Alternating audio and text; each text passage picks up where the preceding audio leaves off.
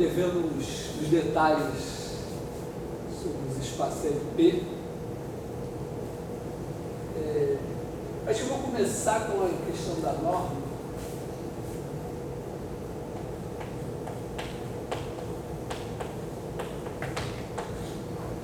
A gente tem aqui espaço vetorial.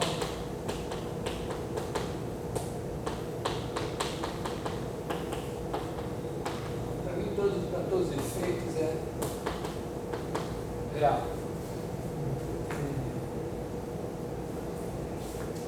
E vamos observar assim, que a bola unitária, se você tem uma norma, a bola unitária tem um conjunto com certas propriedades. Primeiro dizer assim,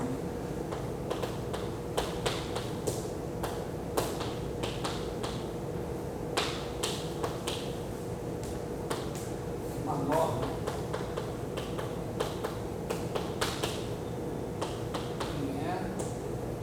bom, já botei na definição que é positiva, né? Então norma de x igual a zero implica x igual a zero.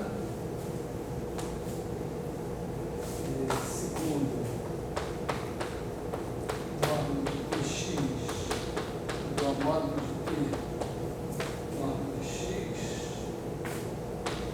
módulo de x sobre p.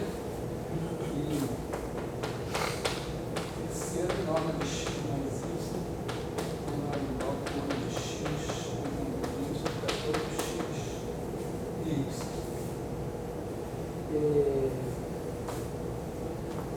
E a ideia é que isso é equivalente a gente ter um conjunto B, que seria essencialmente a bola unitária, mas na verdade ele pode escolher qualquer conjunto entre a bola aberta, quer dizer, qualquer conjunto convexo entre a bola aberta, unitária, e a bola fechada.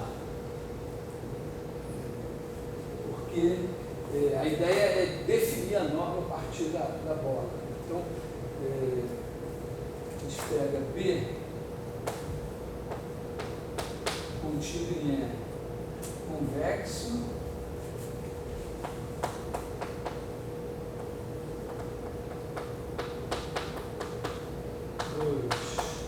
quer dizer, isso aqui significa que x, y pertence a B, não pertence a 0, 1, implica que x mais 1 menos t pertence a B. Depois, equilibrado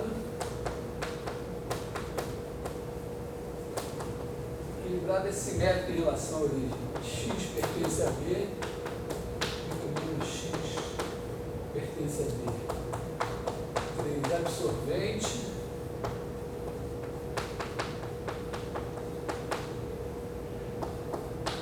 Todo x pertencente a E, existe T diferente de zero, então Px pertence a B. 4. Limitado aqui, não tem nenhuma norma ainda, né? Então vou dar a definição de limitado independente de norma. Para todo x pertencente a E, existe T tal que Tx não pertence a B. Esse Tx não pertence a B, como sendo equilibrado. Bom, primeiro, sendo absorvente, ele é não vazio, porque você pega o E, supostamente é não vazio, então tem um X em E, tem um T, tem um elemento em B. Se tem um elemento em B, esse elemento está em B, menos ele está em B, então zero sempre está em B. E se Tx não está em B, mas um T positivo, se Tx não está em B, se você pegar um S maior que T, Sx também não vai poder estar em B, porque Tx vai estar entre 0 e Sx. Então, a partir daí é isso. E aí, a ideia que não dá para dizer que esse B seria a bola fechada, a bola aberta. Então, por exemplo, pensa em R2. Ô Felipe, o que você comentou no limitado agora? O limitado, eu não posso falar em limitado em norma porque eu não tenho norma, mas eu estou dizendo aqui, o B, quer dizer, o que seria o B ser ilimitado? Seria ter o zero aqui, ter o x aqui, e você ter vamos dizer, essa semi-reta inteira, a reta inteira, assim por exemplo, o x está contido em B. O que eu quero evitar com isso? Eu quero, está aqui o B, eu quero que a norma de x seja o maior, entre aspas, na verdade, o maior θ tal que tx está em B. Porque 0x está em B. Aí um pouquinho vezes x está em B, um pouquinho até que você chega nesse cara aqui. Esse cara daqui é o x sobre norma de x. Uhum. Pode estar em B ou não. Então eu quero definir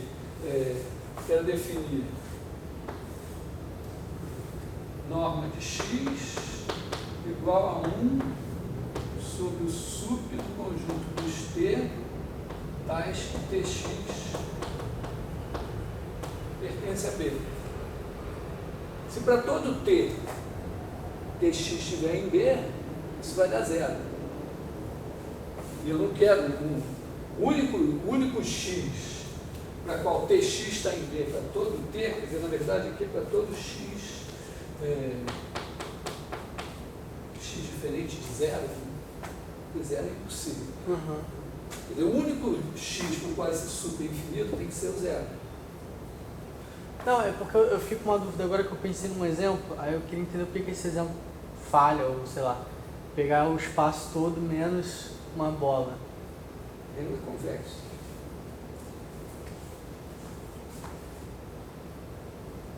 Tem que ser convexo.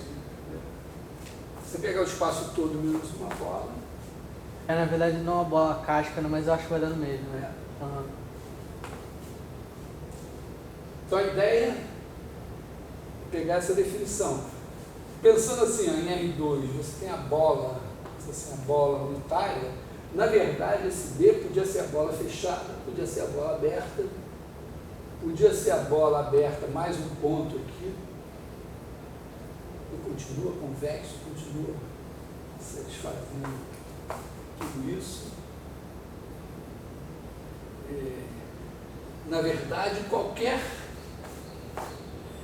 se você pegar qualquer conjunto entre a bola aberta e a bola fechada,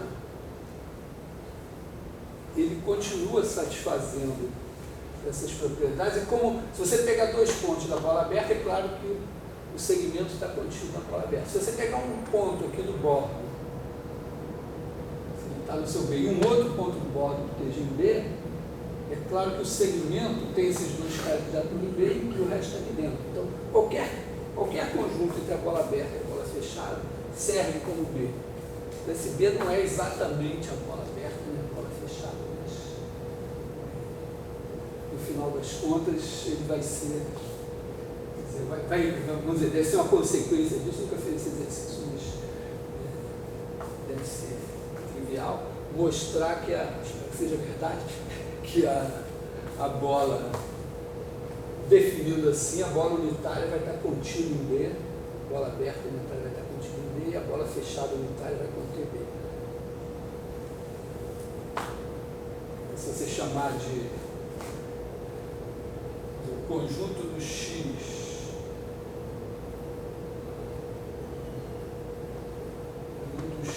tais que norma de X menor que 1, deve estar contido em B, que deve estar contido no conjunto do X, tais que norma de X menor ou igual a 1.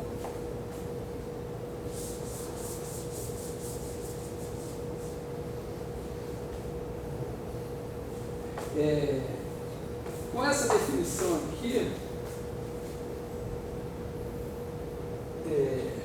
isso é positivo.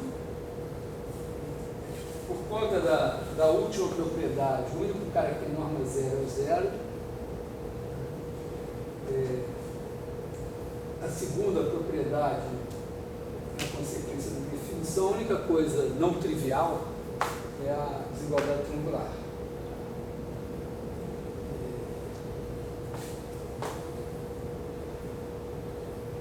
Então, a primeira coisa da desigualdade triangular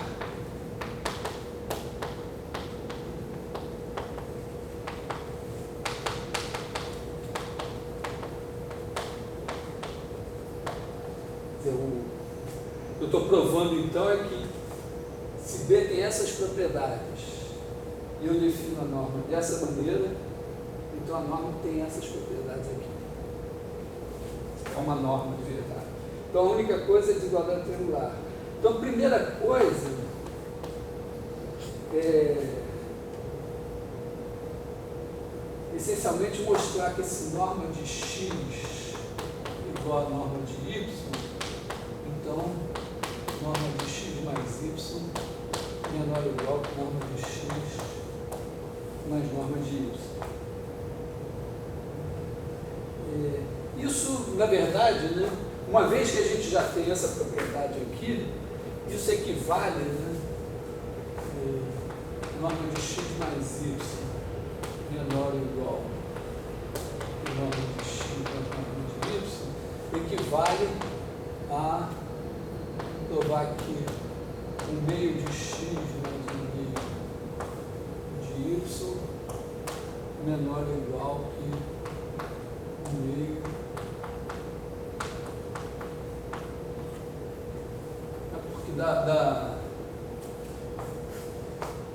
dessa propriedade aqui, o meio sai e cancela. Então, essencialmente é o seguinte, né? Quer dizer, se x e y têm a mesma norma, significa que o sup lá, se você tiver um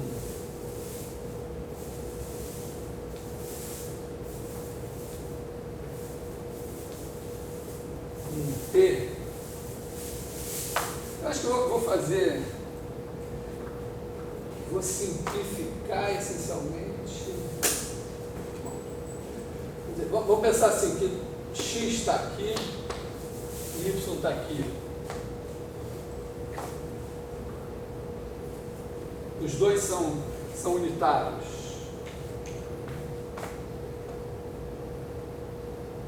Então, basicamente, não sei se muda muito, mas para todo t menor que 1, tx está em B. Tá? Suponha que norma de x igual a norma de y igual a 1. Então, t menor que 1 implica tx pertence a B e ty pertence a B. E aí, como ele é convexo, você tem que t sobre 2x mais t sobre 2y pertence a B. Porque isso aqui é igual a 1/2 de tx mais 1/2 de ty. É uma combinação convexa de dois elementos de B. Então isso aqui significa, né, que t vezes 1/2 de x mais 1/2 de y pertence a B.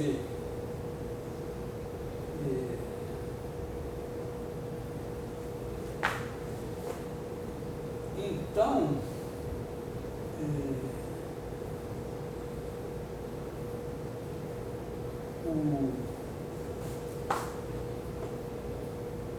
o sup do conjunto dos t, tais que t vezes 1/2 de x mais 1/2 de y pertence a B, é maior ou igual a 1. Todo cara entre 0 e 1, t vezes esse cara vai estar em B. Se eu pegar o conjunto dos t's, Está escrito T vezes esse cara está em B, ele contém todo cara, todo mundo entre 0 e 1.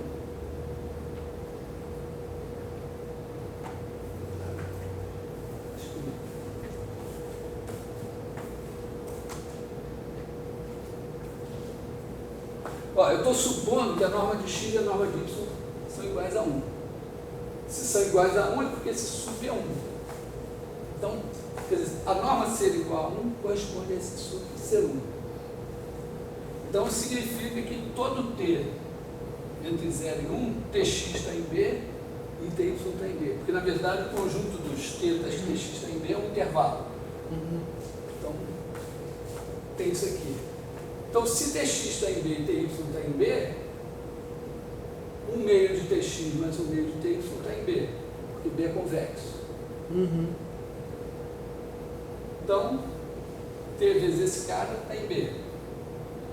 Então, qualquer t entre 0 e 1, t vezes esse cara está em B. Então, o supremo dos t's que t vezes esse cara está em B é maior ou igual a 1.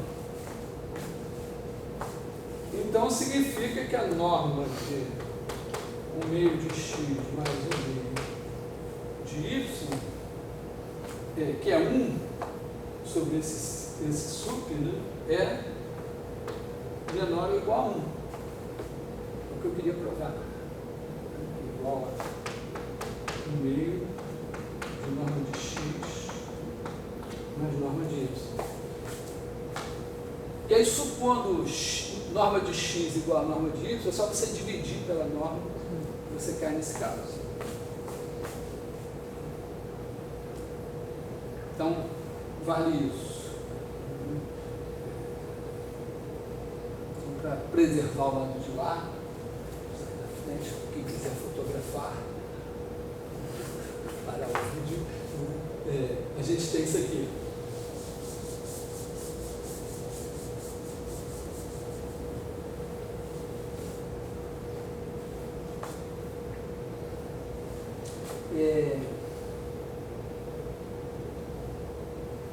Agora, o caso geral seria mais ou menos assim, eu acho. Aqui você tem o x, você tem o y. Supõe que norma de y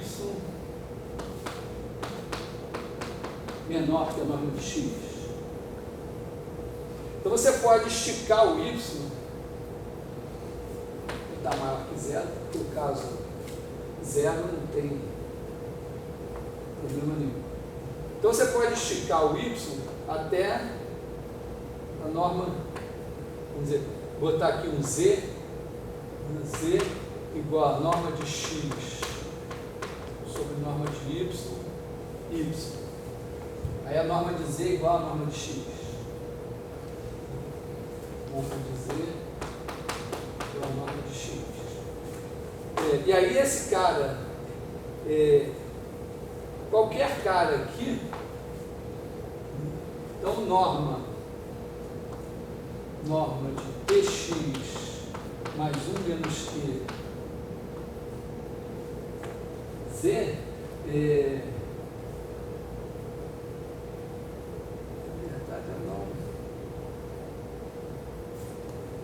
eu não provei isso aqui, mas na verdade essa desigualdade triangular vale quando x e z tem norma 1. Porque é a mesma coisa que eu fiz com quando eu trouxe o x e y para cá. Quando eu fiz aqui quando eu peguei o meio, eu podia ter pego qualquer cara, porque ele estaria em B. Na verdade, aqui eu vou dizer assim que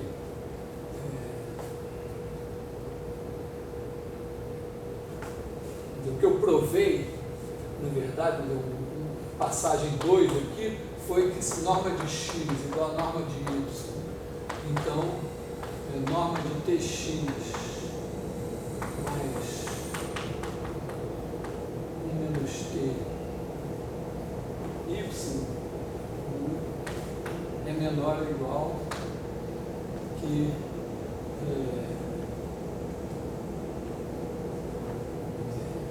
tem norma de x mais ou menos, quer dizer, menor ou igual que norma de x igual a norma de y. Eu fiz com meio. Tudo que eu fiz com meio eu poderia ter feito com t e menos t, chegaria aqui. Então, a história aqui agora, nesse caso, 3, 1 é uma observação trivial, 2 é isso aqui. No 3, eu tenho isso, quer dizer, eu tenho que norma de tx mais 1 menos t z, porque entre 0 e 1, isso daqui é igual a norma de x igual a norma de z. E aí eu pego esse cara daqui, e aí eu pego o ponto médio. Igual. Menor ou igual. Então eu pego o ponto médio aqui.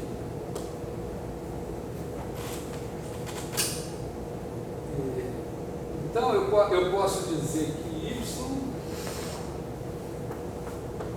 y é norma de y sobre norma de x vezes z. Então, vamos chamar esse cara daqui de alfa. Alfa z.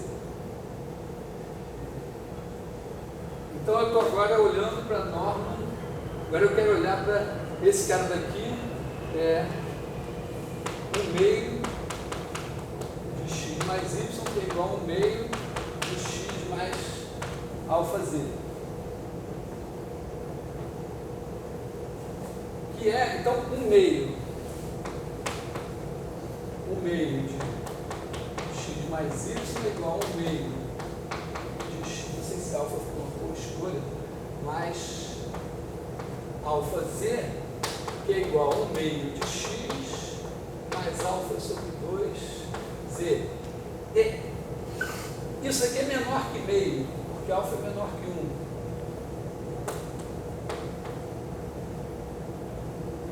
Então isso aqui é menor que meio. Se eu multiplicar isso por alguma coisa, eu caio aqui. Quer dizer, se eu pegar, esticar esse vetor até aqui, eu caio aqui assim. Quer dizer, se eu multiplicar, eu preciso o quê?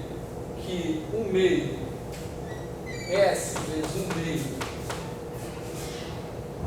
S vezes 1 mais alfa sobre 2 igual a 1. Isso aqui vai me dar S igual a 2 sobre 1 mais alfa. Então, se eu pegar norma de 2 sobre 1 mais alfa,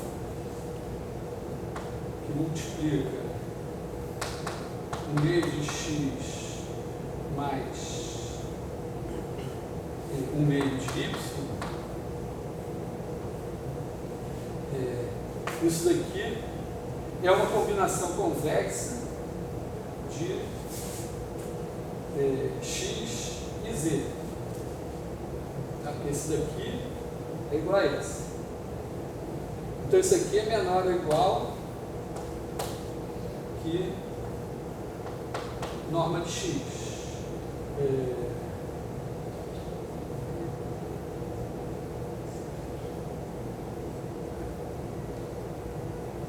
Então isso daqui vai me dar o quê? Que multiplicando aqui eu tenho 1 sobre 1 mais alfa, norma de x mais y é menor ou igual que norma de x. Logo, norma de x mais y é menor ou igual que norma de x mais alfa, norma de x. Mais alfa, norma de x, é norma de y.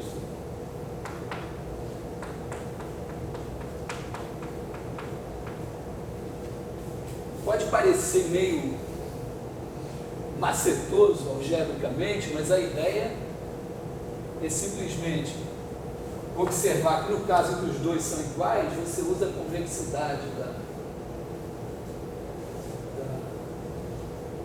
da bola para provar que vale a desigualdade triangular aqui. E em seguida você pega o cara aqui e estica até aqui.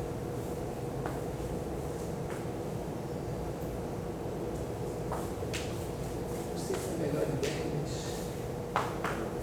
é a ideia que eu tive. Achei melhor fazer do que deixar como exercício. Bom, então, a gente vai. Não seria preciso tudo isso para mostrar que a norma P é uma norma, mas é tão bonitinho isso, que é uma homenagem que eu presto ao professor Silvio Machado, de que eu aprendi isso.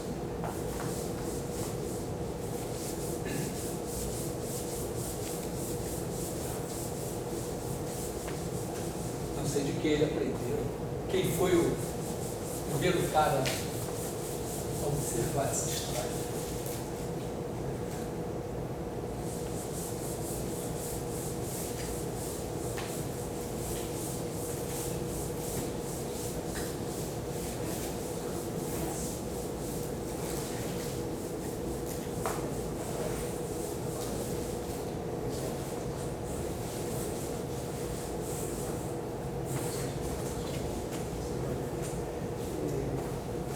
Bom, então voltamos aqui ao nosso LP.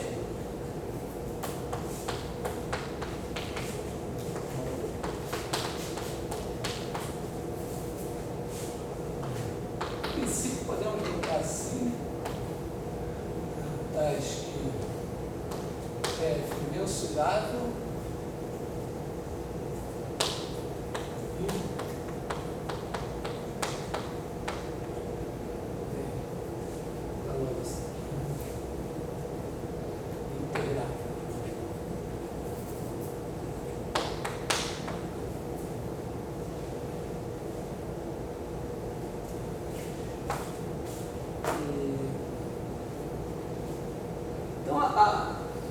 a norma de FP é igual a integral de F igual a P igual a 1 sobre P, que é P maior ou igual a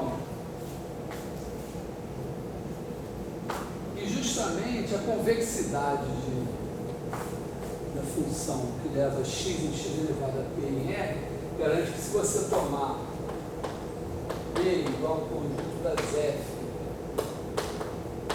pertencentes a L em P, tais que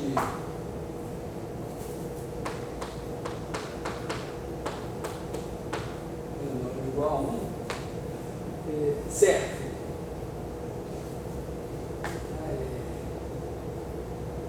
Tem todas as boas propriedades, a menos de um detalhe.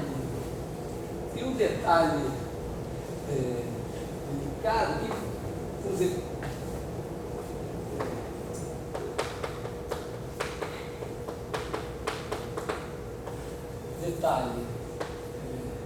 quer dizer, aqui é uma norma, entendido que a gente vai fazer a relação de equivalência, né? F equivalente a G, sem somente C, F igual a G, e PP. Isso é equivalente à integral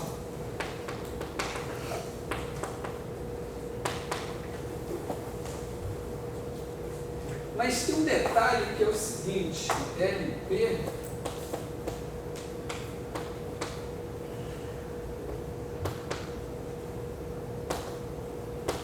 é espaço vetorial. Bom, é claro que se você multiplica F por T, T vezes F vai ser mensurável, T vezes F elevado a P vai ser integrável.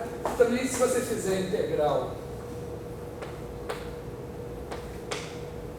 de F mais G elevado a P,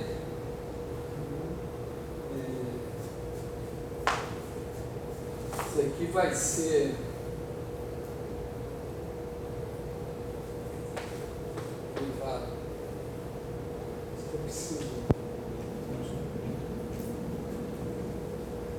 Eu sei o seguinte, né, que o meio de F mais o meio de G elevado a P é menor ou igual que o meio de F elevado a P mais o meio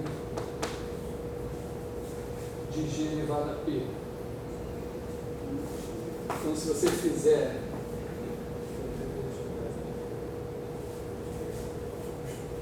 isso, você, vamos dizer, terá que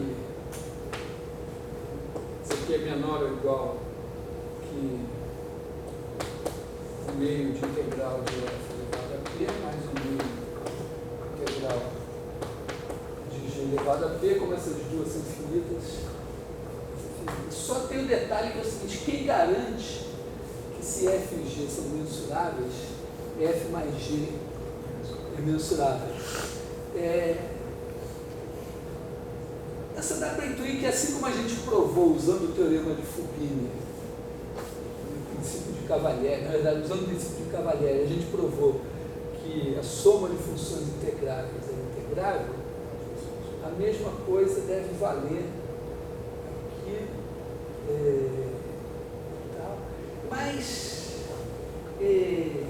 tem um outro momento para eu querer também demonstrar a desigualdade de Hölder, que você tem F em LP e G em LQ, e aí você tem F e G em L1. E aí eu vou ter o mesmo problema: essas duas são mensuráveis, e eu vou precisar que essa seja mensurável.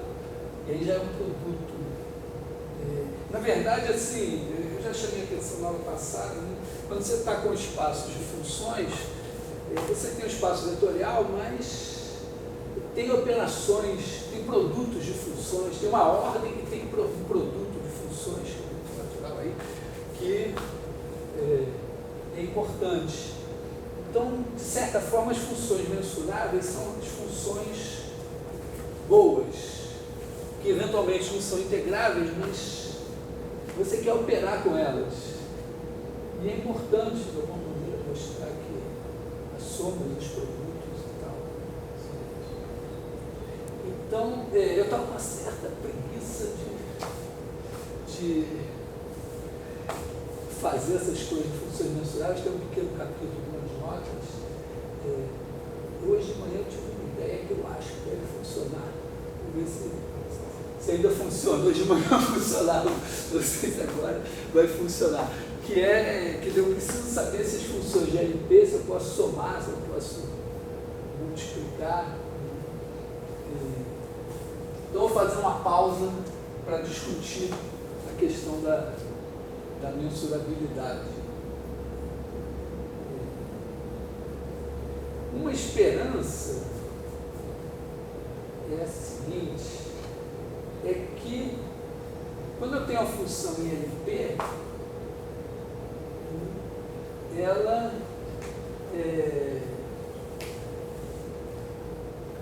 eu posso separar em parte positiva, parte negativa, né? E o módulo de F elevado a P é integrável. Então, o módulo de F elevado a P é aproximável por funções escada. E aí eu sei que se Fn converge para F L1, eu sei que tem uma subsequência que converge QTP para F. Então, uma função de LP é limite QTP de funções escada. E funções escada eu posso... mas na verdade eu posso pegar a função escada e separar da parte positiva e na parte negativa, ela deve continuar sendo uma escada. Né? Ela vai ser positiva, você tem que transformar ela numa função que é positiva e negativa e tirar a radical. Pois é, acredito que funcione. Então vamos, eu vou tentar explorar alguma coisa por aí.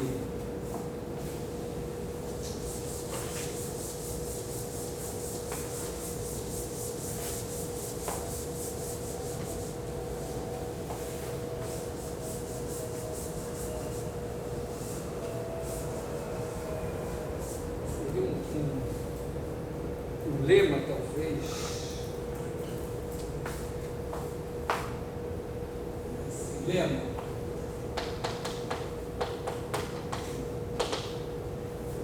eu vou supor então que F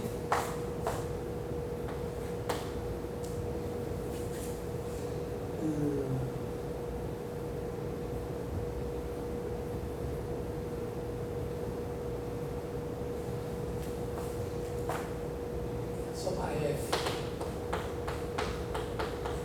de X em R e vou supor duas coisas. Na verdade é R-bar. Um é que o conjunto dos X tais que F de X maior que zero é sigma finito. Acho que vou precisar disso. E dois, que existe HN, vou botar em H é uma das funções escada.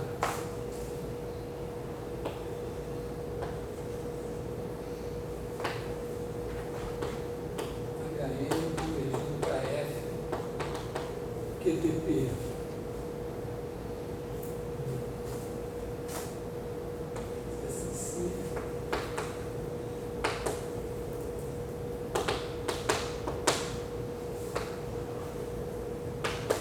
Então, F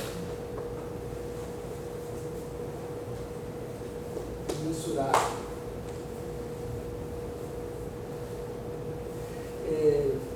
Eu acho que se eu mostrar isso,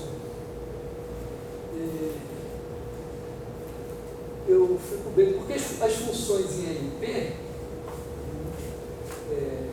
estou assim pensando aqui, né? Se F pertence a LP, então módulo de F elevado a P está em L1. Se ela está em L1, o conjunto dos X tais que F de X é maior que zero é igual ao conjunto dos X tais que módulo de F de X elevado a P maior que zero. Aqui é maior que zero, não é diferente. Aqui é diferente de zero e aqui é maior que zero. E esse cara daqui é a união do conjunto do X tais módulo de F de X elevado a P é maior que 1 sobre N. E como a F é integrável, esse conjunto tem que ter medida finita. Porque se ele tiver medida infinita, a F aqui é maior que 1 sobre N, 1 sobre N vezes infinito, a integral de F já daria infinito, de F elevado a P já daria infinito. Tem medida do conjunto X tais módulo de F de X elevado a P maior que 1 sobre N,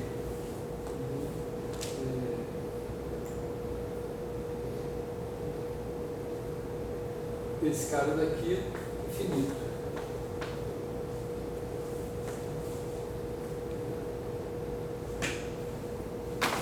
Então, se a F está em LP, o conjunto X, tais que F de X diferente de zero, é sigma finito, quer dizer, a união enumerável de conjuntos de medida finita. Porque os sigma finitos, normalmente, qualquer espaço em que a gente esbarre normalmente, nesse nível que a gente está, R, Rn e tal, é sigma finito. O R é a união enumerável de intervalos limitados, Rn também de bloco e tal. Mas, num contexto geral, você poderia criar um espaço de medida que não fosse sigma finito. E um dos problemas que você vai ter num cara que não é sigma finito é que você pode ter, vamos dizer, você pega pedaços de medida finita e depois quer juntar. Aí imagina que você tem uma coisa que é boa em cada um desses pedaços. Boa significa que ela vale a menos no conjunto de medida nula. Então você tem um conjunto de medida nula ruim aqui, outro aqui, outro aqui. Se esses conjuntos são enumeráveis, se esses conjuntos de medida finita que você está trabalhando são uma quantidade enumerável, você pega junto os conjuntos de medida nula, dá um conjunto de medida nula. Mas se você tiver uma quantidade não enumerável de conjuntos de medida nula, você não sabe mais se esse cara é de medida nula. Então, raciocínios que dariam certo no caso de signo infinito podem não dar no caso que não é signo infinito. Por isso que dá essa restrição aqui, nos casos.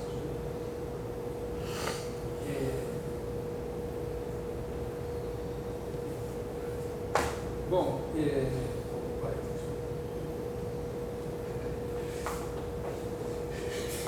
eu sempre gosto de sacanear que os alunos de computação estão em sala para não me deixar esquecer o parênteses. Eu já passei por uma situação constrangedora no tempo passado, porque a gente geralmente escreve, né, seno de 2x e não bota parênteses aqui. Né? Aí eu dei uma prova da computação, botei o parênteses, foi um problema.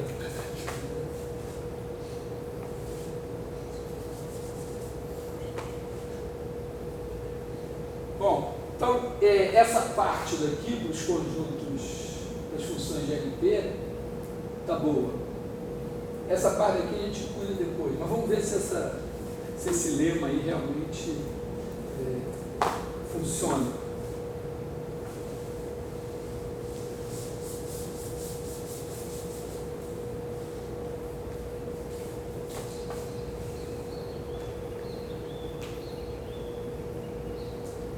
Bom,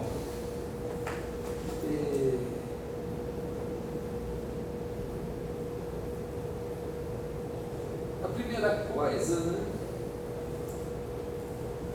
é que se o cara é signo infinito, eu posso me restringir ao caso em que x tem medida finita. Então, a demonstração, podemos restringir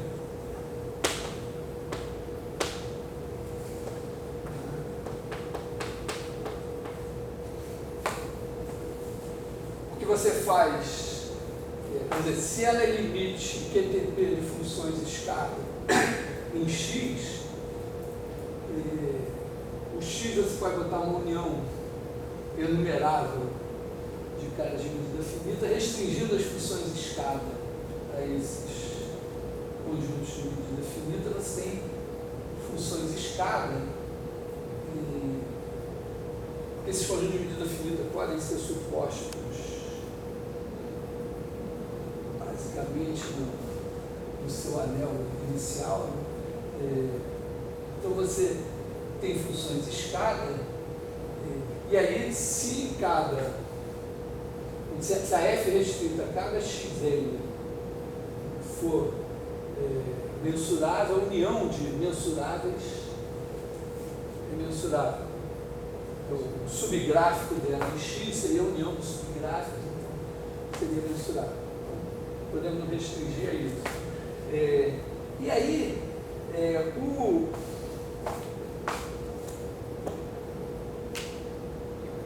então nós podemos também fazer o seguinte, nós podemos também escrever subgráfico de f é igual à união de subgráfico de f interseção menos n. Você pega o subgráfico de f e restringe. Só que isso aqui é subgráfico de uma função também.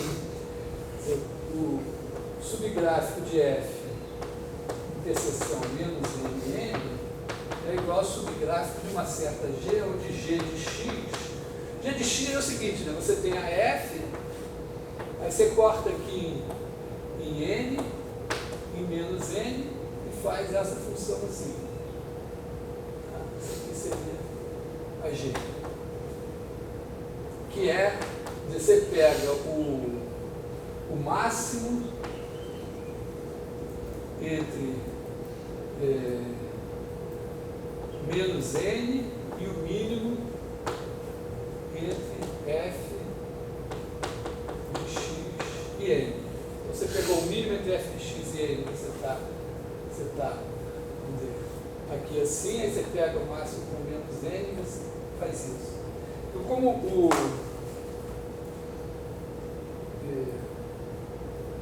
essa função aqui vai ter subgráfico mensurável, agora esse cara daqui está contido em x vezes menos n, que tem medida finita. Então essa g é integrável. E, vamos dizer, se Hn converge para f, você pode trocar Hn por HK converge para, você pode trocar para GK, onde GK de x é a mesma coisa, você pega o máximo entre menos n e o mínimo entre aqui eu vou botar o g, né? Mínimo entre g de x e, aliás, entre HK de x e n. E essas são funções, vão ser funções de escada também. Então aí você tem GK, a função escada, e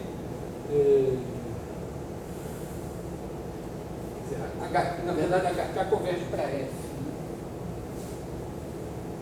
HK converge para F, GK função escada, e GK converge para G,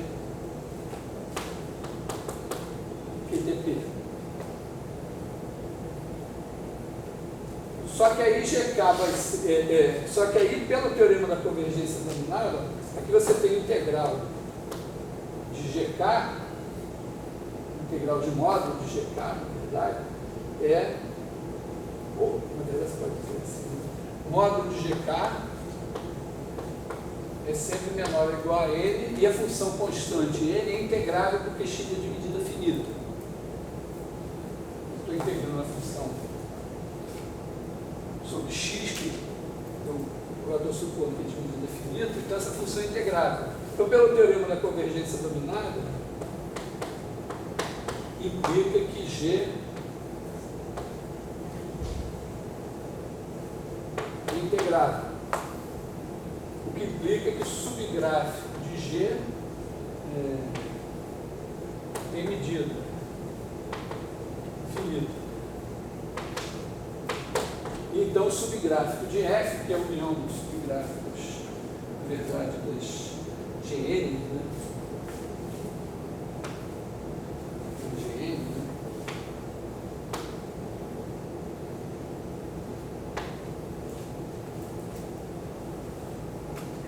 Então, o subgráfico de F é a união enumerável de conjuntos de medida finita. O subgráfico de F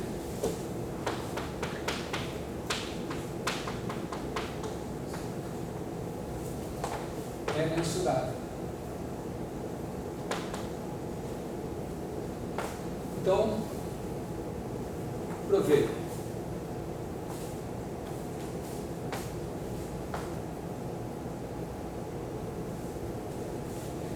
Isso é bom, muito bom, pelo seguinte, né? O produto de funções escada é função escada.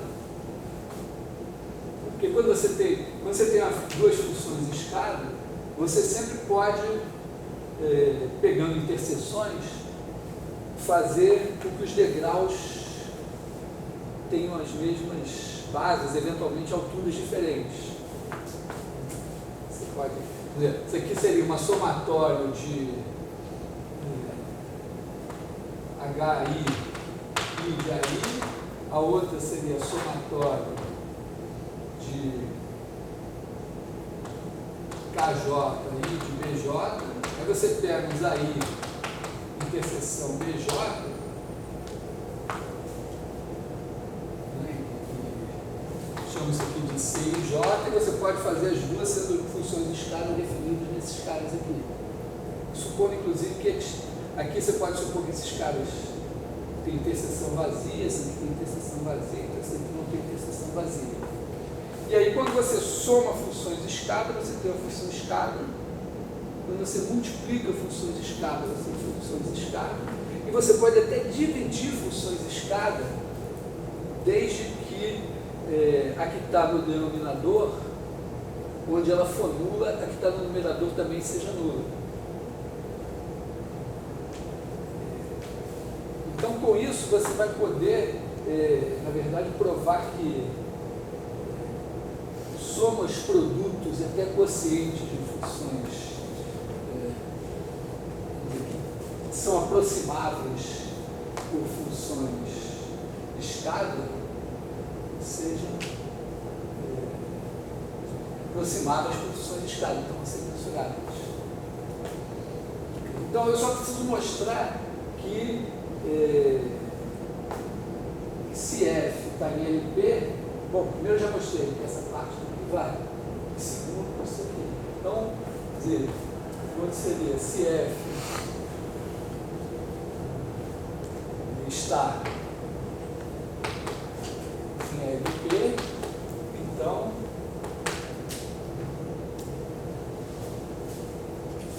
isso aqui.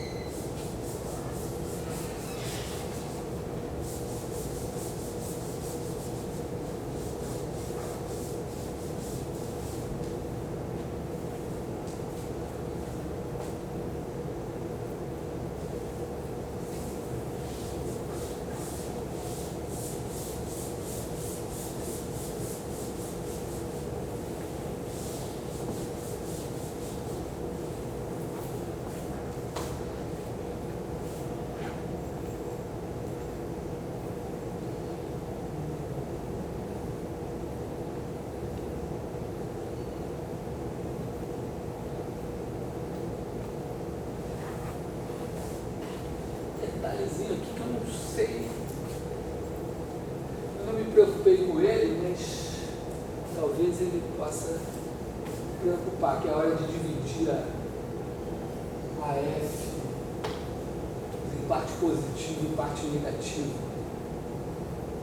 porque seria mensurável.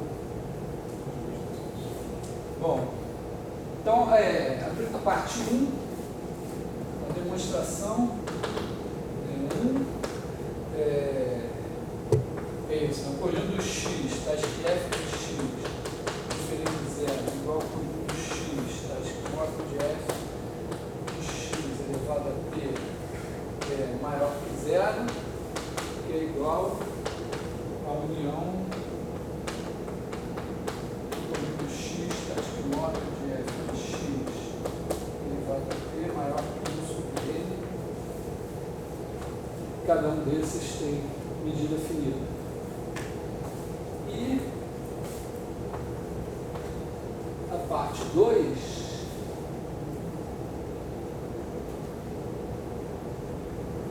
basicamente a ideia da parte 2 é que f de x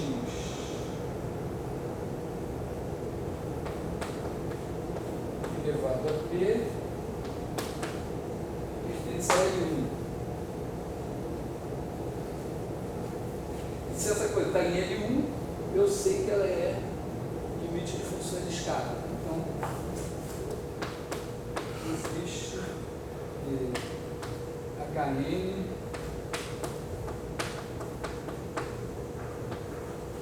em H com HN de x convertido para f de x elevado a p QTP.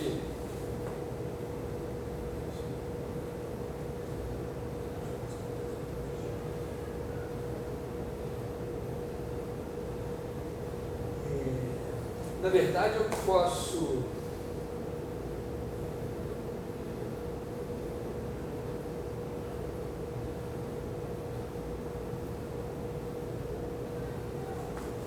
eu posso extrair raízes enésimas, eu só tenho que me preocupar com a questão do... A raiz enésima da função escada é uma função escada. Eu só tenho que me preocupar com o sinal. A raiz pésima da função escada é uma função escada. Eu tenho que me preocupar com o sinal, porque agora eu teria que separar a minha f em parte positiva e parte negativa.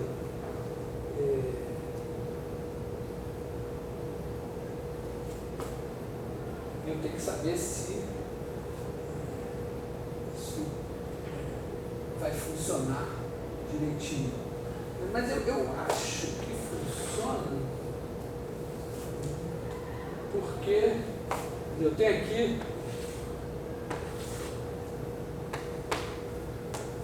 a minha F aqui. Esse cara é mensurável. É o conjunto X, tá? Acho que F de X diferente de zero é signo infinito. Então o subgráfico de F é signo infinito. Por quê? Tá? Quer dizer, o subgráfico de F é signo infinito. Porque se eu escrever X igual a união dos xn's, com cada de medida finita aqui, o subgráfico de F está contido na união em N pertencente a N pertencente a N de xn vezes menos Mn.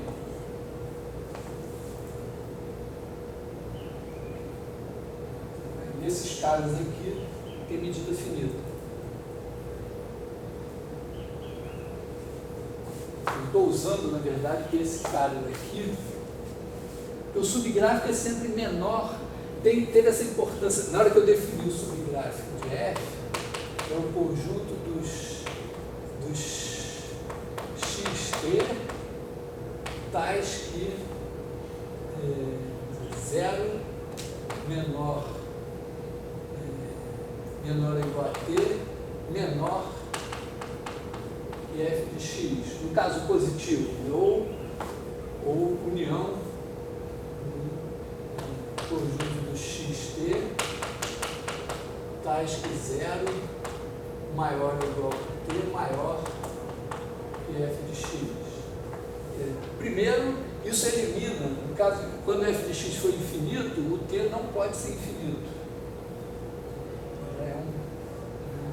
E quando f de x for zero, o zero, isso aqui não entra. Essa desigualdade aqui garante aqui também. Então, esses caras aqui pegam tudo, porque o menos infinito e o mais infinito nunca entram no subgráfico. Então, você tem isso aqui.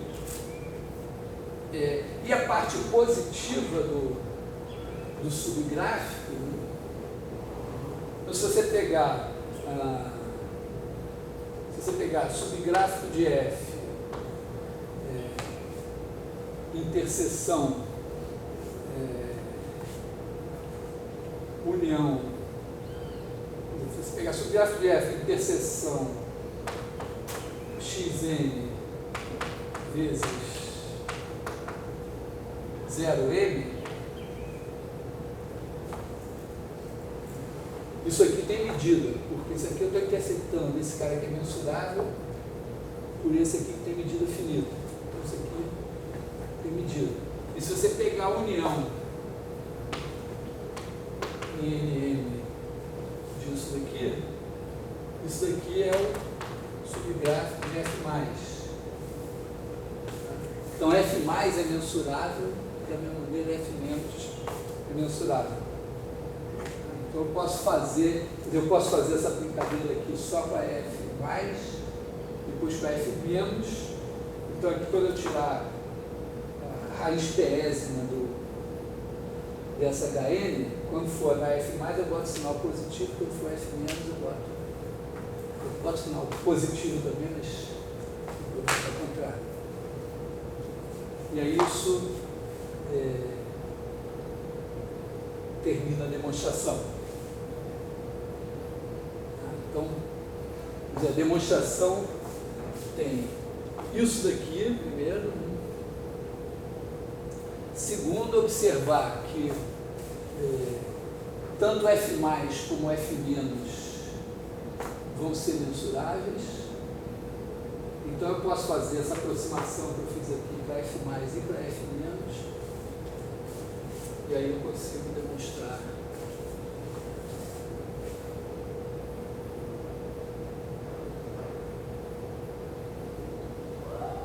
Demonstrar que eu tenho a aproximação geral aqui. Bom, então, moral da história, resultado desses dois lemas é que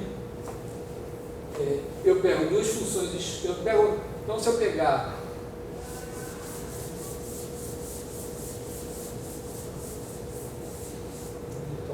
proposição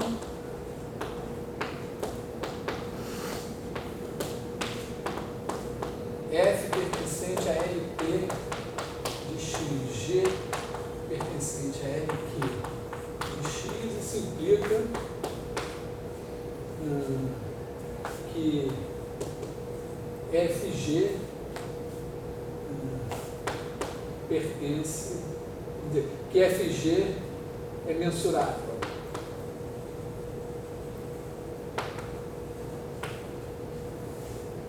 E, na verdade, FG e F mais G também.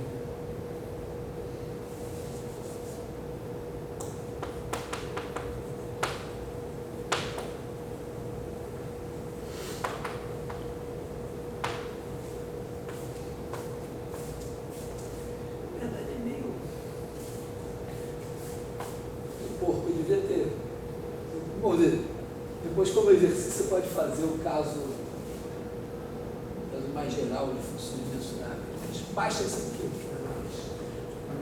Bom, isso é corolário, porque se uma está em LP e outra está em LQ, todas as duas satisfazem isso aqui.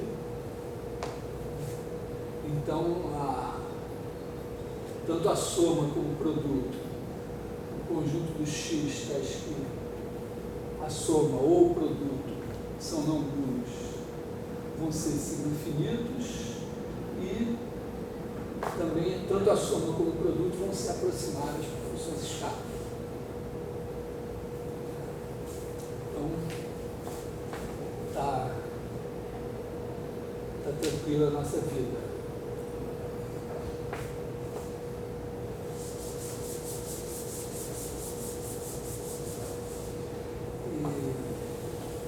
Bom, então agora sim nós podemos garantir. Na verdade, uma coisa que eu estava usando desde o começo, mas que não estava demonstrado, é que LP é um espaço vetorial. Porque a soma de funções de LP é assim, corolário. Então, LP é um espaço vetorial e a norma P LP que leva F integral módulo de F elevado a P 1 sobre P é norma. O espaço vetorial é porque, basicamente, a gente precisa mostrar que FG pertence a LP implica F mais G pertence a LP. Então, a primeira coisa é que, como essas duas estão em LP, essa aqui é mensurável. F mais G é mensurável e F mais G elevado a P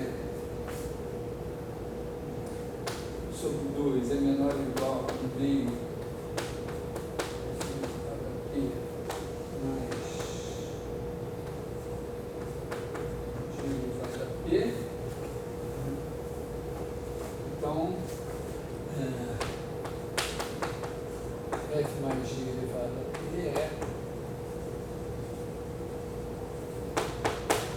integrável.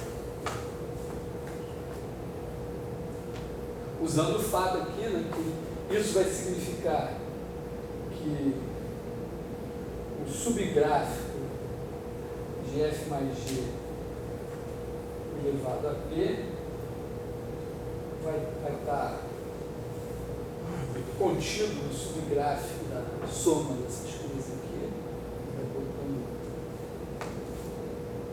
2 elevado a p para cá, mas subgráfico de uma coisa integrável, então vai ser um conjunto mensurável, mas a medida dele vai ser finita, então f mais g elevado a p vai ser integrável. Bom, e o é norma porque B igual ao conjunto dos F pertencentes a LP tais que o integral menor ou igual a 1 vai ser convexo, fechado, vai ser convexo, equilibrado, vai ter todas as nossas propriedades graças à convexidade da função P. E essa norma daqui, se eu colocar assim, integral, a norma de f elevado a p elevado a 1 sobre p, é exatamente 1 sobre sub dos p pertencentes a E tais que pf pertence a B. Exercício. Vou fazer isso aqui.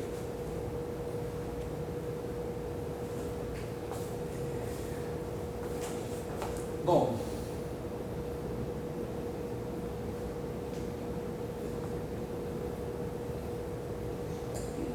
seja assim.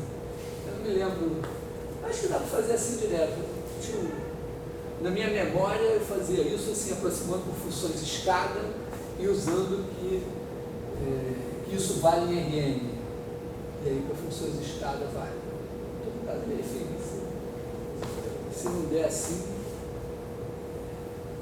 ainda temos umas aulinhas para tirar essa dúvida. Bom, aí, próximo passo, talvez mostrar que, o H1 é denso, que as funções de escada formam um conjunto denso nesse negócio aqui.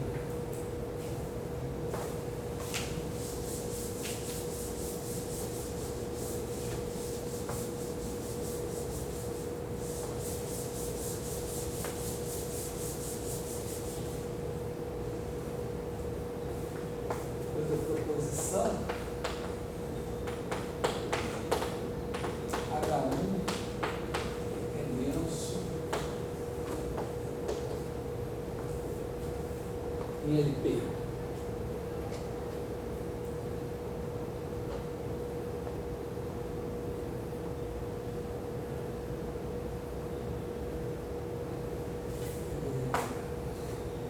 Então, bom, que são as funções de escada, módulo, conjuntos de medida nunca, né? Eu acho que é assim, né?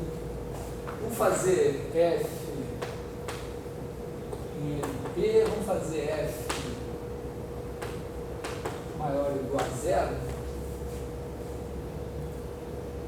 E aí a gente pega módulo de F. O módulo de F, na verdade, aqui vai ser F elevado a P pertence a L1, então existe HN em H com HN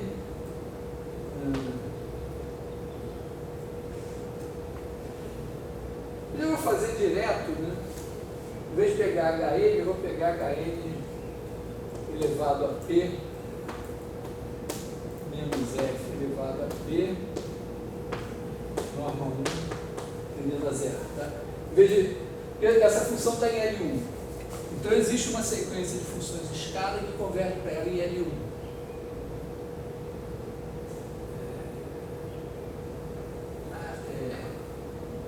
Em vez de pegar essas funções escadas, eu pego a raiz pésima delas e elevo a P. Vou ficar lá com HN elevado a P. E aí,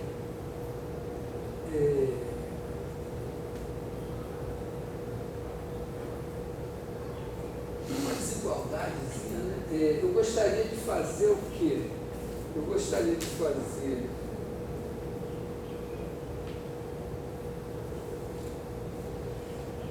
Eu quero estimar, eu tenho integral de HN elevado a P menos F elevado a P, quer dizer, menor que F.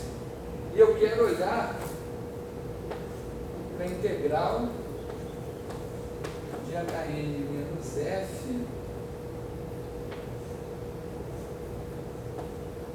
elevado a P, eventualmente, alguma coisa assim. Mas porque se eu tiver isso aqui pequeno, eu estou provando que isso converge em LP.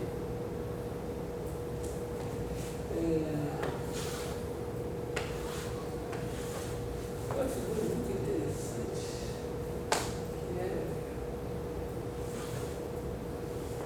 E se eu fizer f de x elevado a p, se eu pegar a derivada, ela é px elevado a p menos 1. Então, se eu pegar aqui a e b, acho que essa aqui de φ de x, suponho que o gráfico é esse daqui. Como P é maior que 1, isso é crescente. Então, se eu fizer a integral de A até B de φ, isso é igual a primitiva, então isso é igual a B elevado a P menos A elevado a P. Ao mesmo tempo, se eu pegar aqui B menos A, eu vou ter isso assim. E essa área, então essa área daqui é B elevado a P menos A elevado a P. E essa daqui é B menos A elevado a P. Então eu concluo, né, que B elevado a P menos A elevado a P é maior ou igual que B menos A elevado a P.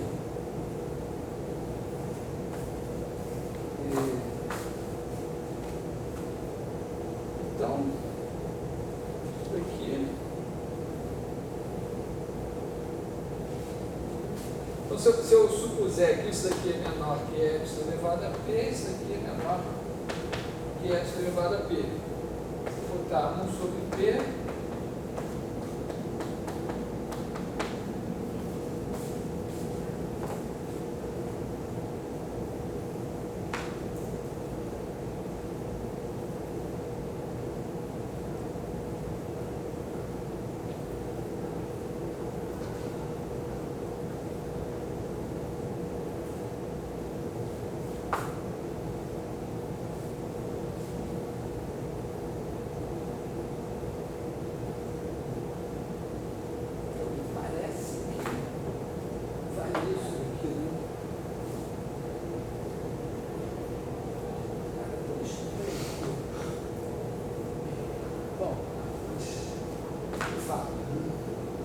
Então, essa sequência que eu mostrei, se eu não tiver viajado totalmente. Essa função desse gráfico, que função é essa? É x elevado a p? Não, P vezes x elevado a P menos 1, é derivada. Então, se essa função, né, essa aqui é a d de x elevado a P, é essa aqui. Então, quando eu integro, eu tenho a primitiva aqui, menos a primitiva aqui. E aqui eu tenho a primitiva aqui, diminuindo a limitística aqui, que é zero.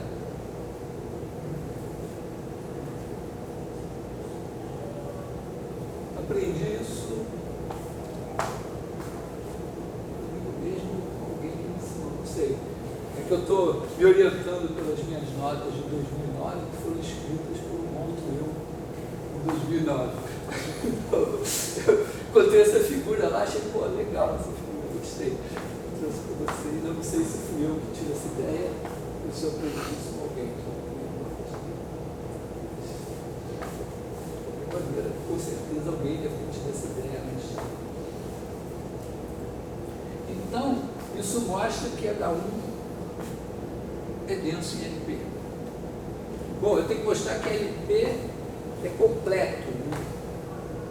Então eu tenho que mostrar que ele tem. Eu pretendo mostrar que se eu tiver uma sequência de Cauchy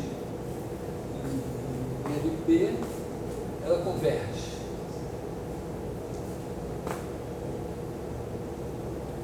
Ver se acho que eu devo ter tudo que preciso. Não imagino mais o que eu possa demonstrar antes de fazer isso.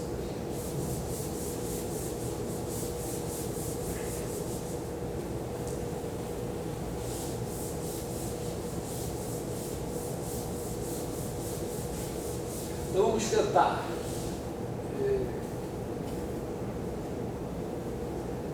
Esse seria teorema.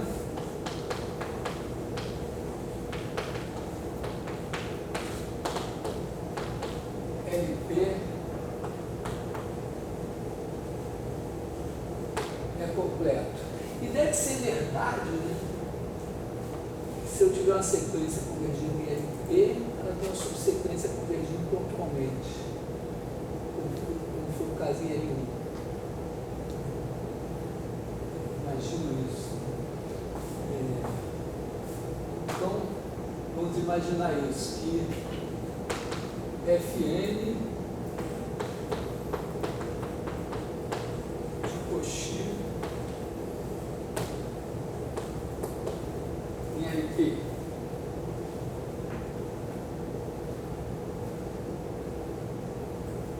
Bom,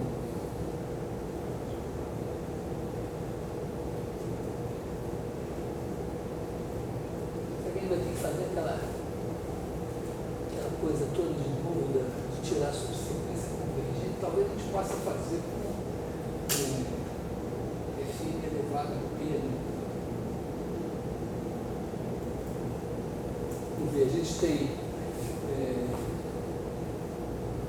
para todo Epsilon maior que zero, existe um zero, então que N maior que zero, significa que integral sobre x, nossa integral de Fn menos Fn elevado a P elevado a 1 sobre P menor que epsilon.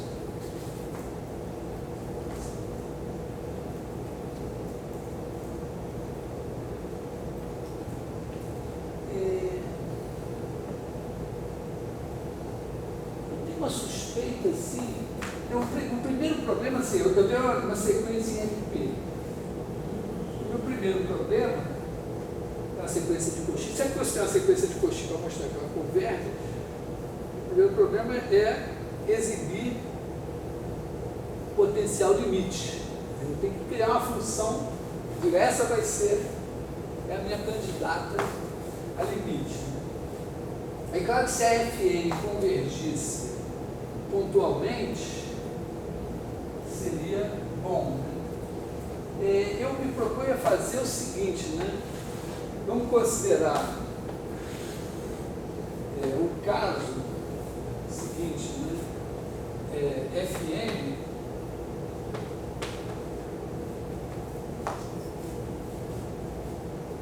maior ou igual a zero.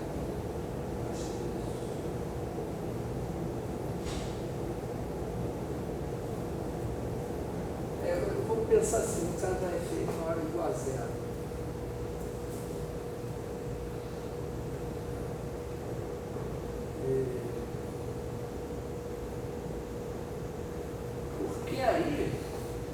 pensar assim, né? Eu tenho Fn elevado a P pertence a L1.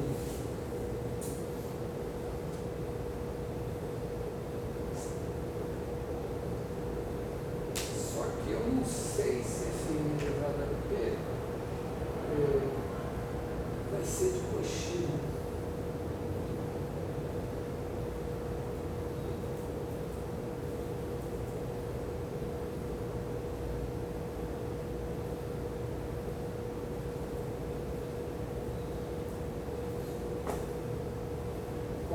Quanto é isso? Fn elevado a P, então em L1. Mas repara que a desigualdade aqui, eu não posso. Eu gostaria muito de concluir daqui que Fn elevado a P menos Fm elevado a P é pequeno, mas é exatamente a desigualdade oposta que eu acabei de provar.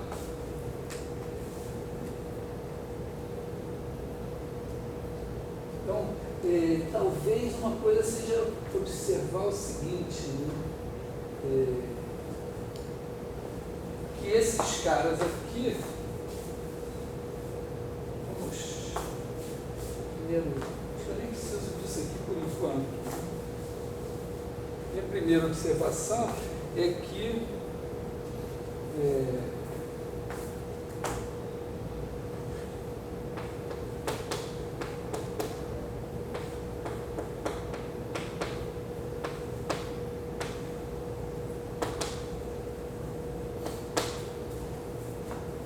essas funções Fn elevado a P, elas podem não convergir talvez em L1, mas elas são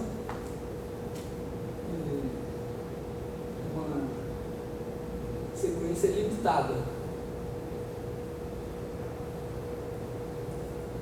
Por quê? Porque isso é verdade em qualquer espaço normado, né? Se você tem uma sequência de Cauchy, ela é limitada. Por quê? Porque vamos botar aqui maior ou igual que N0, aqui você tem Fn0, e aí Fn, qualquer N, está aqui a uma distância menor que epsilon. É limitado. Bom, isso já é uma vantagem, né? Porque aí eu tenho uma sequência limitada em L1.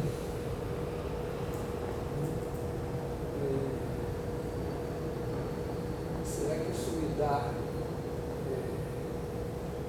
alguma vantagem?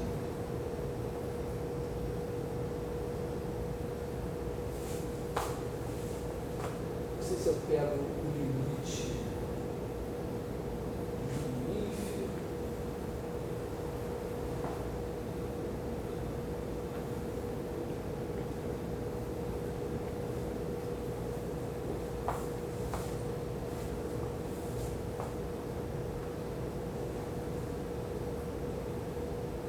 Resolve a minha situação.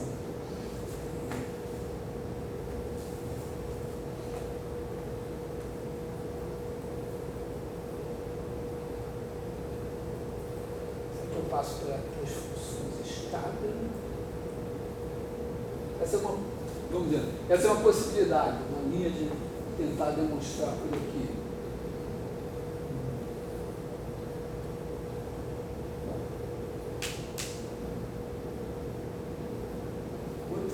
Seria aproximar essas Fn's com funções escada.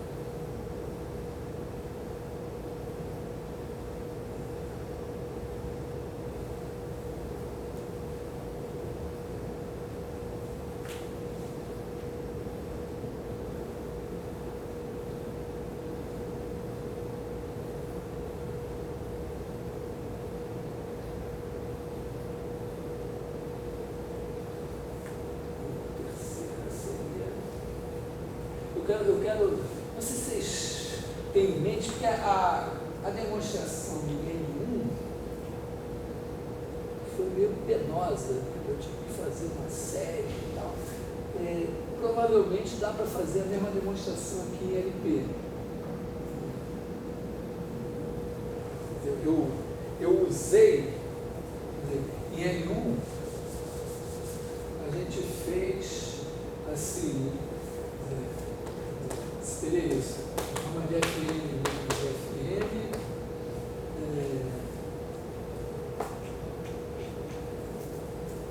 Só que aqui aqui é elevado a P. Não parece que vai funcionar a mesma coisa, não.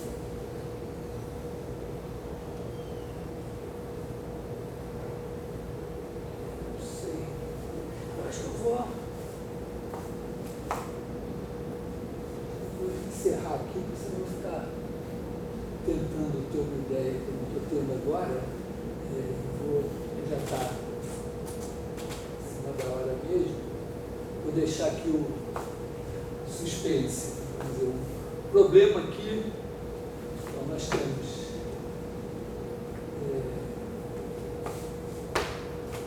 isso daqui. Queremos, quer dizer, nosso problema é o problema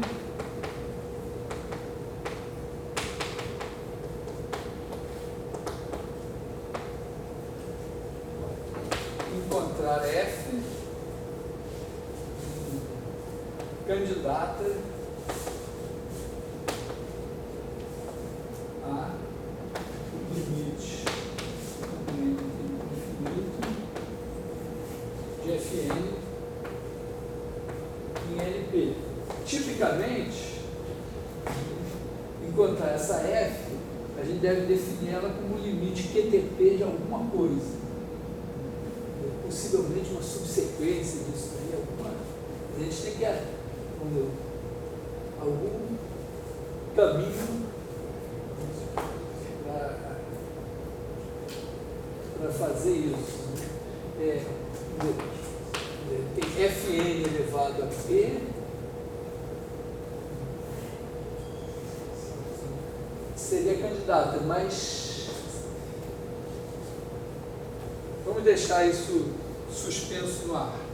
Uma vez, basicamente, imagina assim, se a gente encontrar a F certa, a gente fecha a demonstração.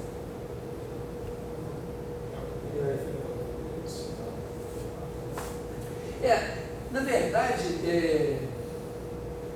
talvez a gente possa partir isso em pedaços, talvez o primeiro pedaço, supondo que x é limitado. Porque quando x é limitado, diga assim, né? X é limitado, a gente tem uma coisa que é o seguinte, né? Se a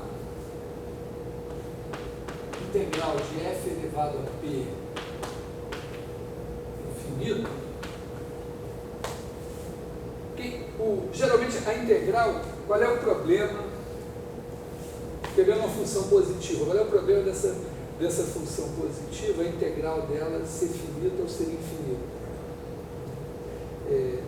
Primeiro, nas partes limitadas, ela pode ir para infinito e aí esse negócio explode.